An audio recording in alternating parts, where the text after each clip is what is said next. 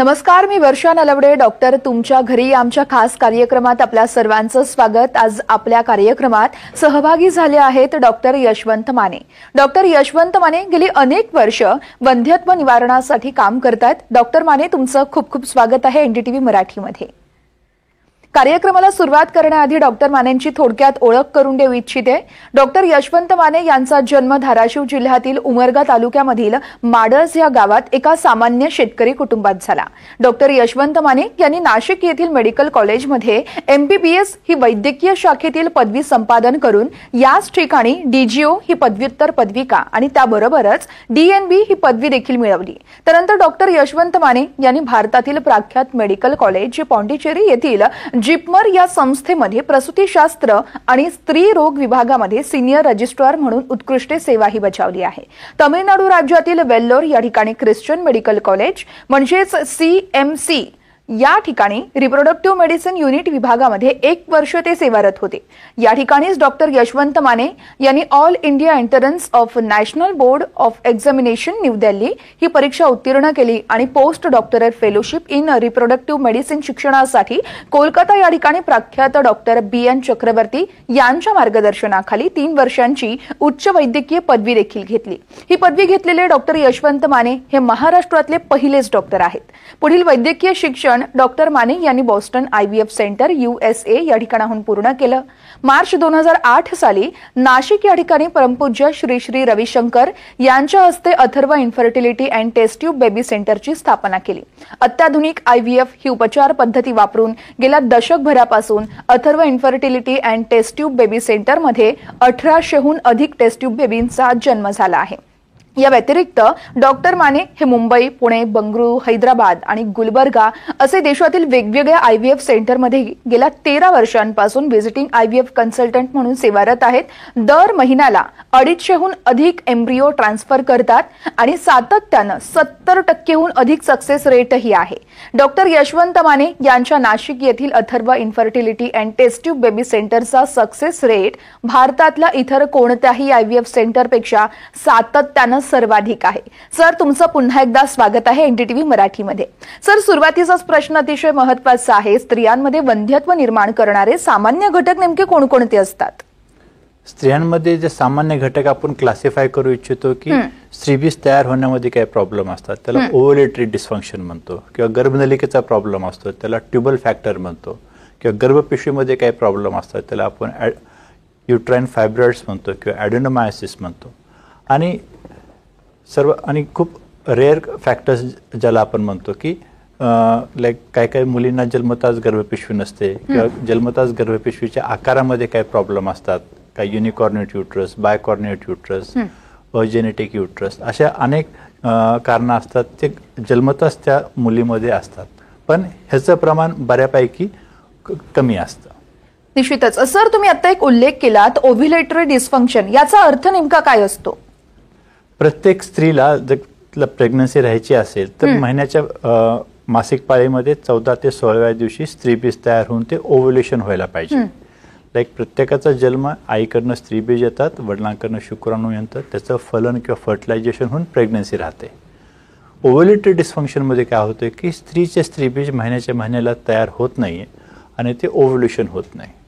फक्त पुरुषांच्या normal sperm report जरी असेल आणि आईकडनं जर स्त्रीबीज किंवा एग फॅक्टरचं कॉन्ट्रीब्युशन येत नसेल तर अशा जोडप्यांना ओव्ह्युलेटरी डिस्फंक्शन आहे असं आपण डायग्नोज करतो. निश्चितच सर, आपण इन्फर्टिलिटी या विषयासंदर्भात तर तुम्ही माहिती दिलीच, मात्र अनएक्सप्लेन्ड इन्फर्टिलिटी आणि अनयुज्युअल इन्फर्टिलिटी यामध्ये नेमका काय फरक असतो आणि त्याचा अर्थ काय असतो ते देखील आपल्या प्रेक्षकांना सांगाल? एका सामान्य जोडप्यांसाठी 3 गोष्टी नॉर्मल असणं गरजेचं आहे प्रेग्नन्सी राहण्यासाठी. त्याची मासिक पाळी रेग्युलर पाहिजे, म्हणजे आपण डायग्नोज करतो की तिला ओव्ह्युलेटरी फॅक्टर नाही आहे प्रेग्नन्सी प्रॉब्लेमसाठी. दुसरं आहे त्या गर्भनलिका ओपन पाहिजे, म्हणजे ट्युबल फॅक्टर नाही आहे. आणि तिसरं आहे ते पुरुषांचं सिमेन रिपोर्ट नॉर्मल पाहिजे. जर पुरुषांचा सिमेन रिपोर्ट नॉर्मल असेल, गर्भनलिका ओपन असतील आणि ओव्ह्युलेटरी डिस्फंक्शन किंवा ओव्ह्युलेटरी फॅक्टर नसेल, ह्याच्या व्यतिरिक्त जर प्रेग्नन्सी राहत नसेल, जर वारंवार प्रयत्न करून किंवा इव्हन विथ ट्रीटमेंट घेऊन पण प्रेग्नन्सी राहत नसेल, त्याला आपण अनएक्सप्लेन्ड इन्फर्टिलिटी असं डायग्नोज करतो. म्हणजे प्रॉब्लेम पुरुषांमध्ये पण नाहीये, प्रॉब्लेम स्त्रियांमध्ये पण नाहीये. आणि काही तर अशा काही गोष्टी आहेत ते सेल्युलर लेवलला किंवा हार्मोनल लेवलला की डायग्नोज झालेले नाहीत किंवा डायग्नोज होऊ शकत नाही, जे अवेलेबल टेस्ट आहेत त्यासाठी त्यामध्ये. म्हणून ह्याला आपण अनएक्सप्लेन इन्फर्टिलिटी असं डायग्नोज करतो. निश्चितच. सर, IVF उपचार पद्धतींबद्दल अनेकांनी ऐकलं असेल आणि आपण मागच्या भागात देखील या संदर्भातली माहिती दिली आहे. IVF उपचार पद्धती नेमकी काय असते आणि IVF म्हणजे नेमकं काय हे देखील सांगाल? फाईन.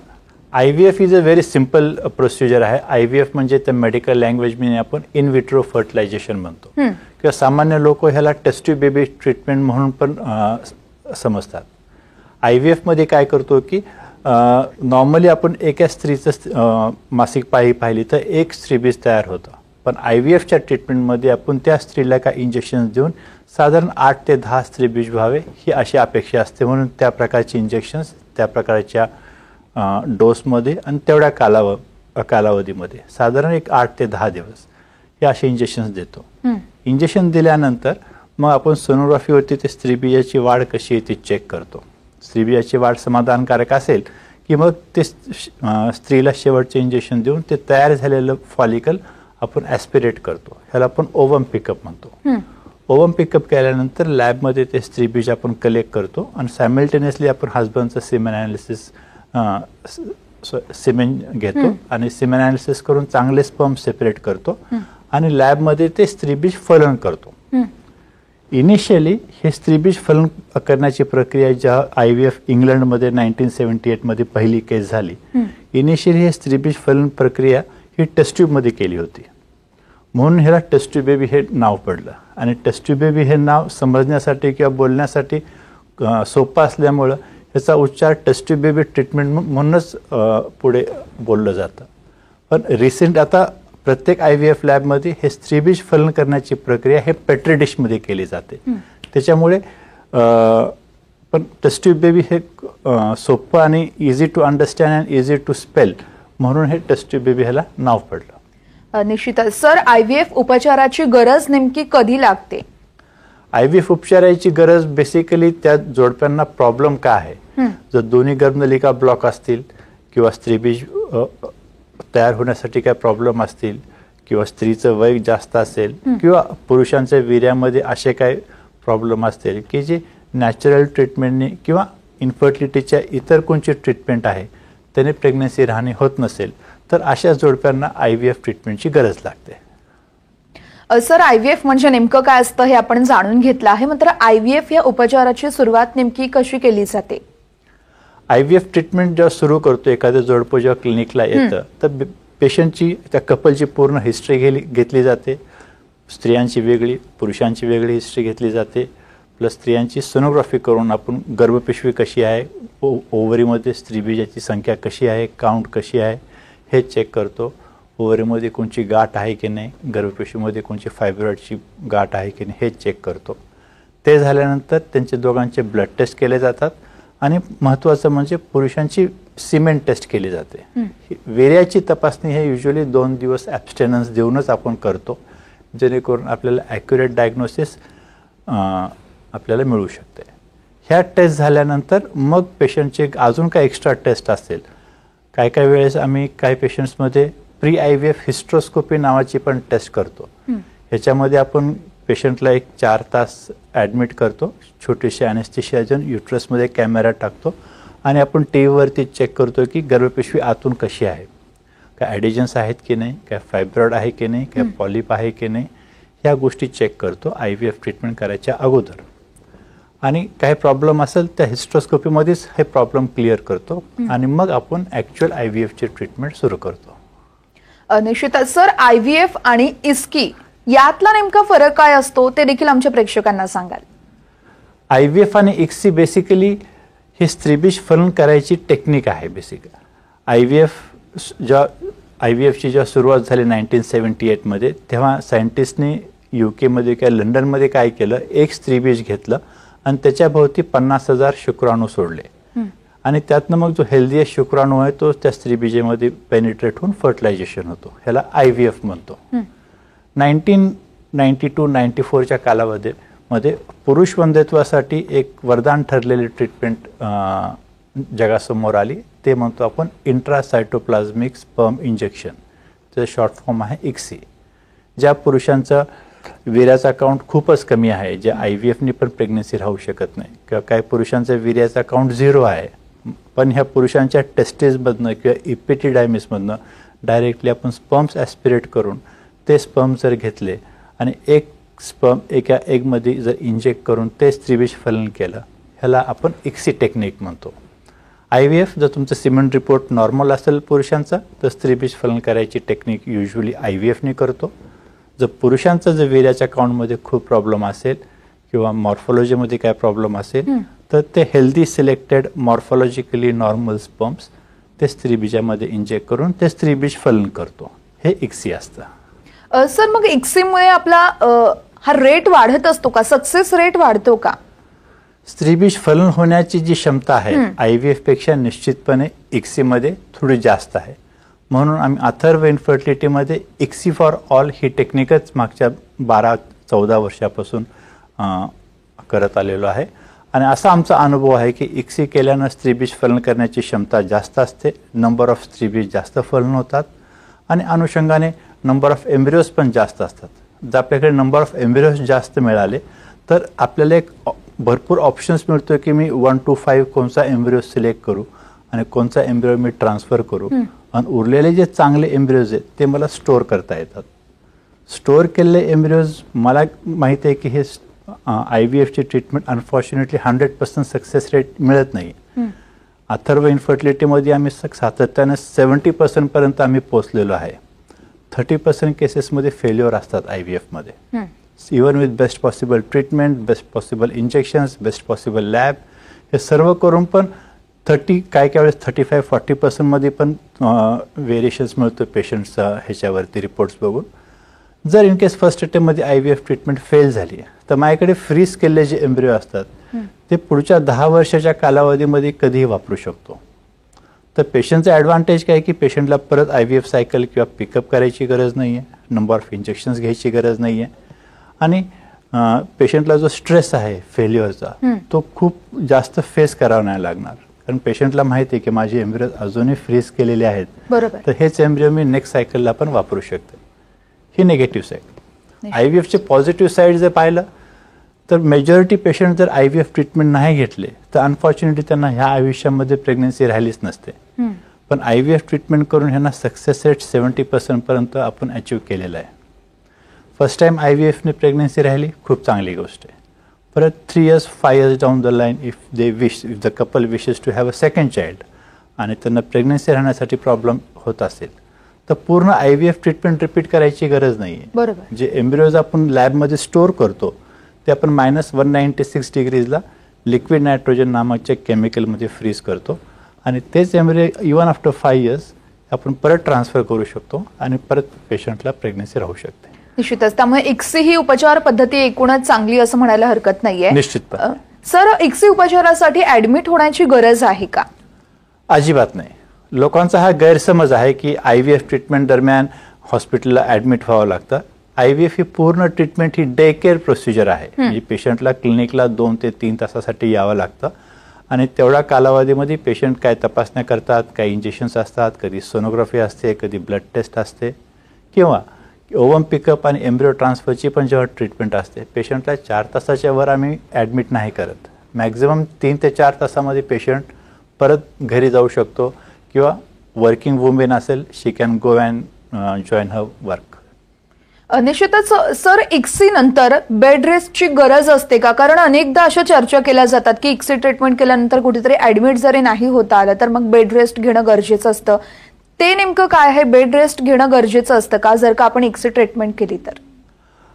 भारतीय जोडप्यांमध्ये एस्पेशली महिलांमध्ये अनफॉर्च्युनेटली हा खूप मोठा गैरसमज आहे की IVF ट्रीटमेंट दरम्यान किंवा IVF ट्रीटमेंट च्या वेळेस एम्ब्रिओ ट्रान्सफर झाल्यानंतर खूप बेड रेस्टची गरज आहे. सायंटिफिक डाटा जो काही जगामध्ये आपल्याकडे अवेलेबल आहे कुठेही प्रूव्ह झालेलं नाही की बेड रेस्टने सक्सेस रेट वाढतो. मी प्रत्येक पेशंटला अथर्व इन्फर्टिलिटीमध्ये जो येतो प्रत्येकाला प्रत्येक वेळेस हेच सांगतो की IVF ट्रीटमेंट करताना तुम्हाला बेड रेस्टची गरज नाही आहे. तुमचे डे टू डे ॲक्टिव्हिटीज चालू ठेवायच्या. तुम्ही 2 व्हीलर चालवत असाल 2 व्हीलर चालू शकता, 4 व्हीलर चालवत असाल तर 4 व्हीलर चालू शकता. आणि ते इन केस तुम्ही वर्किंग असाल तर वर्किंग वुमेननी पण पूर्ण ट्रीटमेंट आपलं काम चालू ठेवायचं आहे. एकूणच काय तर एक्सी उपचारादरम्यान तुम्हाला उपचार पद्धतीच पूर्णपणे करणं गरजेचं आहे. आणि दिलेल्या काही जनरल सूचना असतात त्या तेवढ्या पाळायच्या. मेडिसिन्स व्यवस्थित रेग्युलर घ्यायचे. ह्याच्या व्यतिरिक्त पेशंटला 1 दिवस पण बेड रेस्टची गरज नाहीये. निश्चितच सर, उपचारादरम्यान आणि उपचारानंतर पेशंटचा आहार नेमका कसा असावा त्यासाठी काही मार्गदर्शन केले जाते का डॉक्टरांकडून? आता ह्याच्या बाबतीत पण बऱ्याच पेशंटमध्ये खूप मोठे गैरसमज आहेत की हे खायला पाहिजे जेणेकरून प्रेग्नन्सी रेट वाढतो किंवा हे नाही खायला पाहिजे किंवा त्यांनी प्रेग्नन्सी रेट हॅम्पर होते. असं हा 100% खूप मोठा गैरसमज आहे. पेशंटनी जे आपले डे टू डे ॲक्टिव्हिटीमध्ये ट्रीटमेंट सुरू करायच्या अगोदर जे आहार होता तोच आहार इवन ड्युरिंग द ट्रीटमेंट आणि ट्रीटमेंट झाल्यानंतर तोच आहार मेंटेन करायला पाहिजे. पाण्याचं प्रमाण जास्त ठेवायला पाहिजे. कमीत कमी 3 ते 4 लिटर पाणी प्यायला पाहिजे आणि दिलेले मेडिसिन्स व्यवस्थित वेळेवर घेतले पाहिजे. सर, वर्किंग वुमन्स ऑफिस सांभाळून हे उपचार घेऊ शकतात का हे देखील आमच्या प्रेक्षकांना नक्की सांगाल? निश्चितपणे. आता आपण इंडियन जो मिडल क्लास किंवा इंडियन पॉप्युलेशनमध्ये आपण बघतो की आता फिमेलचं वर्किंग प्रमाण खूप वाढलेलं आहे. बरोबर. मग अशा फिमेल्सला आम्ही सांगतो की तुम्ही तुमचं जॉब आणि पूर्ण प्रोफेशनल रिस्पॉन्सिबिलिटीज आहे तुम्ही ट्रीटमेंट दरम्यान कंटिन्यू करा. फक्त तुम्ही IVF ट्रीटमेंट करताय म्हणून तुम्हाला काम करता येणार नाही किंवा ब्रेक घ्यायला पाहिजे असं अजिबात नाही आहे. So even before, during and after the treatment of IVF cycle एखादी महिला जर वर्किंग असेल आम्ही पेशंटला एनकरेज करतो की तुम्ही तुमचं वर्किंग चालू ठेवा. आणि वर्किंग चालू ठेवल्यामुळं काय होतं की पेशंटचं माइंड डायव्हर्ट होतं ट्रीटमेंटवरनं आणि patient is more mentally relaxed आणि वर्किंग केल्यामुळं त्याचा रिपोर्ट निगेटिव्ह येईल असं अजिबात नाही आहे. निश्चितच सर, इतर शहरांमधून येणाऱ्या पेशंट्सना जर का ते उपचार घेत असतील तर नेमकं किती वेळा त्यांना आपल्या सेंटरमध्ये यावं लागतं उपचारासाठी? बाहेरगावचे जे पेशंट्स येतात किंवा इतर शहरांमधनं जे पेशंट्स अथर्व इन्फर्टिलिटीमध्ये येतात साधारण एक 5 ते 6 वेळेस पेशंटला क्लिनिकला यावं लागतं. प्रत्येक व्हिजिटला साधारण 2 ते 4 तासाचा कालावधी पेशंटला वेटिंग करावं लागतं आणि एवढ्या कालावधीमध्ये डॉक्टर्सला कन्सल्टेशन होऊन किंवा इव्हन जे काय ट्रीटमेंट सांगितले ते होऊन आफ्टर 4 आवर्स पेशंट आपल्या घरी परत जाऊ शकतो. निश्चितच सर, आपण या संपूर्ण प्रक्रियेबद्दल जाणून घेतलं. मात्र एक्सी उपचार जर का करायचा असेल तर मग त्याची वयोमर्यादा आहे का काही? IVF किंवा एक्सी ट्रीटमेंट करण्यासाठी भारत सरकारने आता नवीन ART लॉनुसार स्त्रियांचं वय 50 वर्षाच्या पर्यंत असेल तरच आपल्याला IVF किंवा एक्सी ट्रीटमेंट करता येते. 50 वर्षाची वयोमर्यादा संपल्यानंतर त्या स्त्रीला IVF ट्रीटमेंट करता येत नाही. एक. आणि पुरुषांचं वय 55 वर्षापेक्षा जास्त नाही पाहिजे. तर स्त्रियांसाठी 50 वर्ष आणि त्याच्या पार्टनरचं 55 वर्ष जर एज लिमिट क्रॉस केला असेल तर त्यांना IVF ट्रीटमेंट करणं पॉसिबल नाही. निश्चितच सर, यानंतरचा एक प्रश्न जो सगळ्याच प्रेक्षकांना नक्कीच पडला असावा, ही जर आपण उपचार पद्धती केली तर याचे काही साईड इफेक्ट्स हे जाणवू शकतात का येणाऱ्या काळामध्ये त्यांना? आता IVF हे मागच्या 40-45 वर्षापासून कार्यान्वित आलेली ट्रीटमेंट आहे. IVF चे शॉर्ट टर्म काय थोडेफार प्रॉब्लेम्स किंवा साईड इफेक्ट्स असू शकतात. लाईक पेशंटला वारंवार इंजेक्शन्स घ्यावे लागतात किंवा पेशंटला काय टॅबलेट्स घ्यावे लागतात आणि पेशंटला हे इंजेक्शन्स किंवा टॅबलेट्स हार्मोनल टॅबलेट्स असल्यामुळे पेशंटला थोडं उलटी, मळमळ, थोडं ब्लोटिंग सेन्सेशन, काय काय वेळेस कॉन्स्टिपेशन होऊ शकतं किंवा इंजेक्शन साईटला थोडं पेन होऊ शकतं. हे मायनर कॉम्प्लिकेशन जर सोडले किंवा साईड इफेक्ट सोडले, सिरियस किंवा लॉंग टर्म साईड इफेक्ट्स एकही अजून आम्हाला आढळून आलेल्या नाही.